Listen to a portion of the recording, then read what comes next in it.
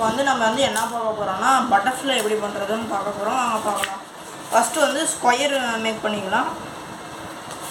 இதுக்கு வந்து கம் எதுவுமே தேவையில்லை. அடுத்தது இந்த கொஞ்சமாக எக்ஸ்ட்ரா இருக்கும் பேப்பரு, அதை கொஞ்சம் கட் பண்ணிக்கலாம். வீடியோவில் செய்கிற மாதிரி ஃபாலோ பண்ணிக்கோங்க. அப்புறமா இதை வந்து நல்லா இப்படி பண்ணிக்கலாம். அதுக்கப்புறமா இப்படி எடுத்துட்டு இதை வந்து இந்த டாப்பில் வந்து ஜாயின் பண்ணணும்.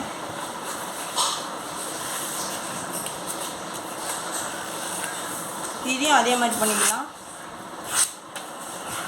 இதை எடுத்துட்டு இப்படி இருக்கா, இப்படி இருக்கா, இதை வந்து இப்படி ரெண்டும் இப்படி பண்ணிவிட்டு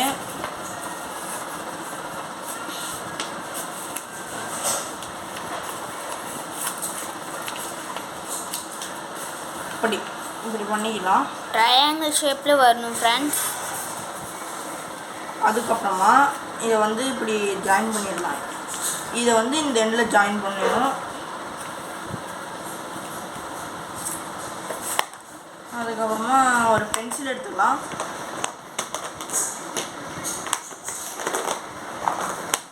பென்சில் எங்கிட்ட இல்லை, அதனால் மார்க்கர் எடுத்துக்கலாம். இப்படி வந்து கர்வ் ஷேப்பில் இப்படி போட்டுக்கலாம். அது வந்து ஜாயிண்டாக இருக்கக்கூடாது, ஒவ்வொரு பேப்பர்ஸும் தனித்தனியாக தெரியணும். அதுக்கப்புறமா இப்படி கட் பண்ணிக்கலாம்.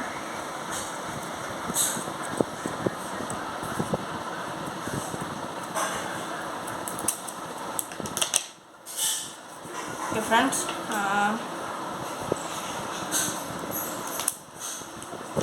அப்புறமா இப்படி ஓப்பன் பண்ணிக்கலாம். இப்படி தெரியும் 2 சைட்ஸு 4 பேப்பர் இப்படி இருக்கா. இப்படி எடுத்துட்டு இப்படி ஜாயின் பண்ணிக்கலாம்.